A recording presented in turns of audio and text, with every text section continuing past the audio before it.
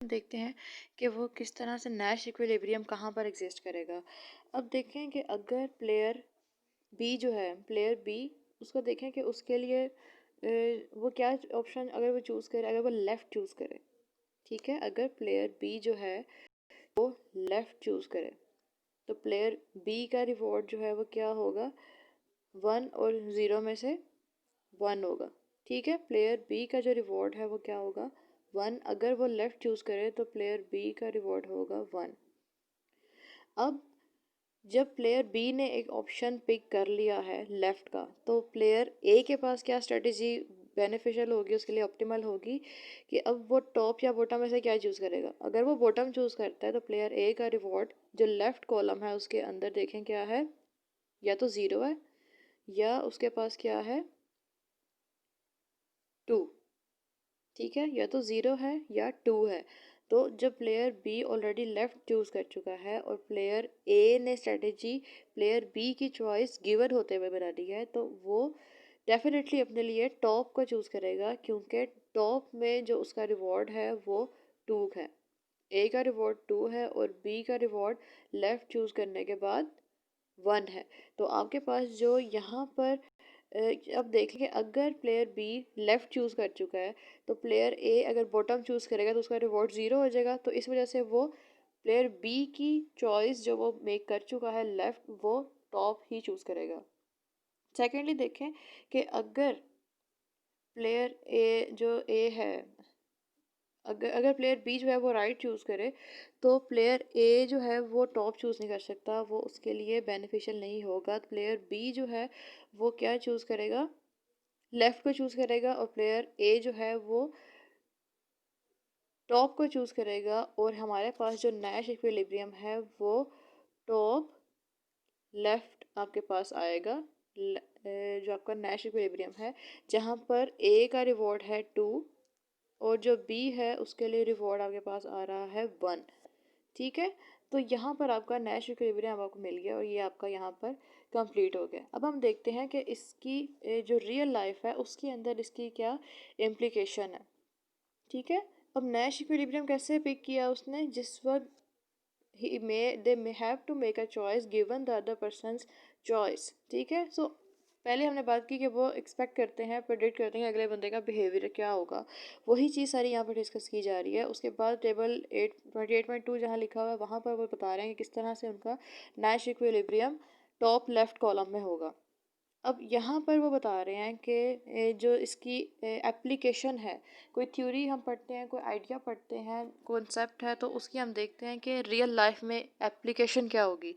ये जो है ना, ये इकोनॉमिक्स में इस वक्त अप्लाई होता है जिस वक्त कोई फर्म्स हैं मार्केट में जो सप्लाई कर रही हैं आउटपुट, तो वो डिसाइड करती हैं कि हमने किस तरह से प्रॉफिट को मैक्सिमाइज़ करना है।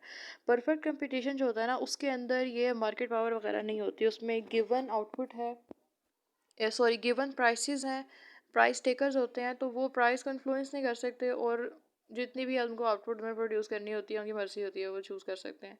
लेकिन अगर तो फर्म्स हैं 2 3 या 4 किसी एक मार्केट के अंदर, और उनके पास ऑप्शन है कि वो आपस में स्ट्रेटजी बना लें कि एक बंदा जो है वो आउटपुट कम प्रोड्यूस कर रहा है ताकि मेरे पास ज़्यादा प्राइस चार्ज करूं और मैं मोनोपोली प्रॉफिट कमाऊं, तो दूसरा बंदा, उसको पता है कि मार्केट में प्राइस हाई हुई हुई है तो मैं प्रॉफिट ज़्यादा अर्न कर सकता हूँ, सेम प्रोडक्ट को जो मैं प्रोड्यूस कर रहा हूँ वो मैं ज़्यादा सप्लाई कर दूँ, तो मुझे क्या होगा, रेवेन्यू पी इंटू क्यू होता है, तो क्यू ज़्यादा हो जाएगी और पी ऑलरेडी हाई है, तो दोनों का जो मल्टीप्लाई करके जो रेवेन्यू आएगा इस फर्म के पास वो ज़्यादा हो जाएगा।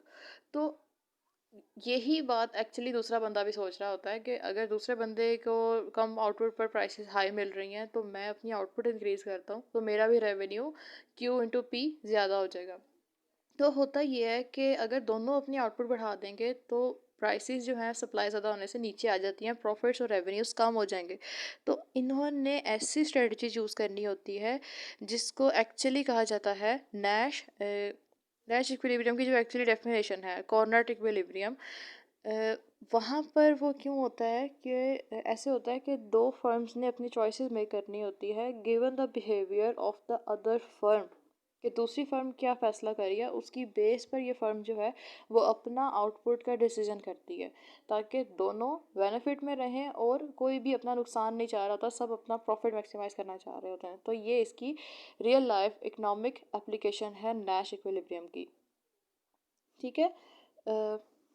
अभी इसे मैं आपको बताती हूँ आगे कि इसका साथ कुछ प्रॉब्लम्स भी हैं जो कि अब हम डिस्कस कर लेते हैं।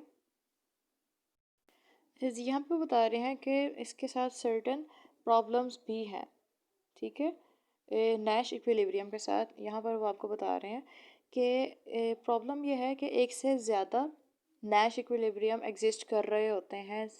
एक स्ट्रेटजी सिर्फ डोमिनेंट नहीं है, एक से ज़्यादा स्ट्रेटजीज़ हैं जो डोमिनेंट हैं। जैसे कि आपने ये फर्स्ट अपना देखा था यहाँ पर कि हमने कहा थी कि टॉप और लेफ़्ट जो है यही है नैश इक्विलिब्रियम, जबकि हम देख सकते हैं कि अगर बी जो है वो राइट को चूज़ करता है और प्लेयर ए के पास क्या ऑप्शन है, जिस वक्त प्लेयर बी ने राइट चूज़ किया है कि वो लाजमी अपने लिए बॉटम को चूज़ करे, तो ये पे ऑफ मैट्रिक्स जिसमें 1 और 2 के रिवॉर्ड्स हैं ये भी नैश इक्विलिब्रियम की तरफ जाते हैं, क्योंकि ए जो है वो अपने लिए ज़ीरो रिवॉर्ड वाले कॉलम को चूज़ नहीं करेगा, वो बॉटम में क्या चूज़ करना चाहेगा, वो इसको चूज़ करेगा, ये वाला ज़ीरो को चूज़ नहीं करेगा, वो चूज़ करेगा बॉटम को, ताकि मेरे पास ये वाला रिवॉर्ड आए। ठीक है।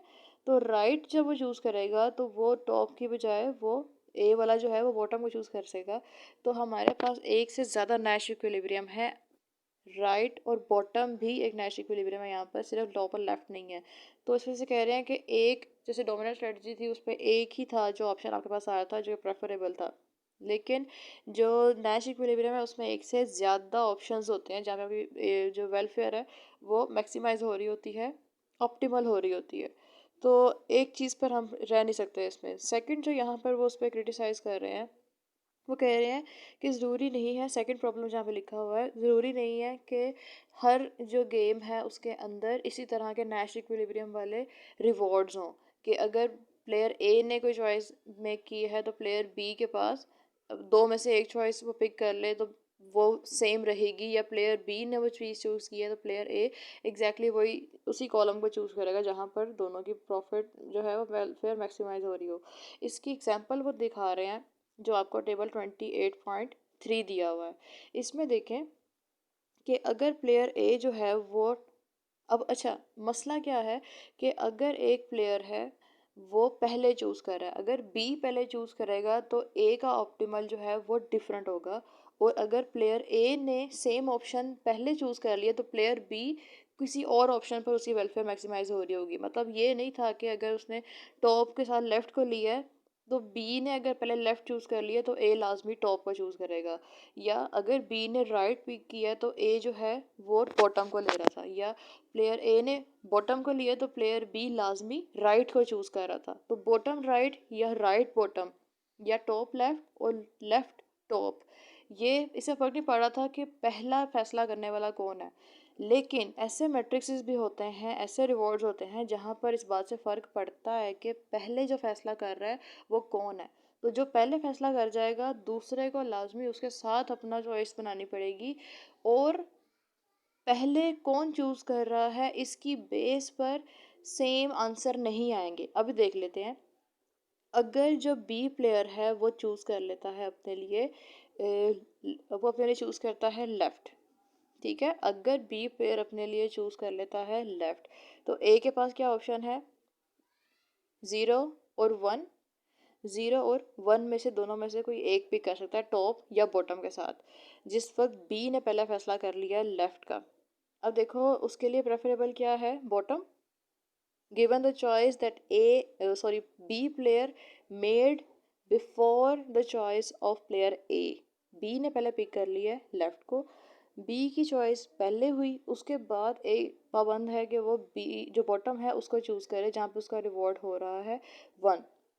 लेकिन अगर A जो है वो पहले बॉटम को चूज़ कर ले, इसको अगर A पहले चूज़ कर रहा है B ने बाद में करना है, तो B के लिए प्रेफरेबल क्या होगा कि वो अपने लिए इस कॉलम को चूज़ करे, राइट को। ठीक है।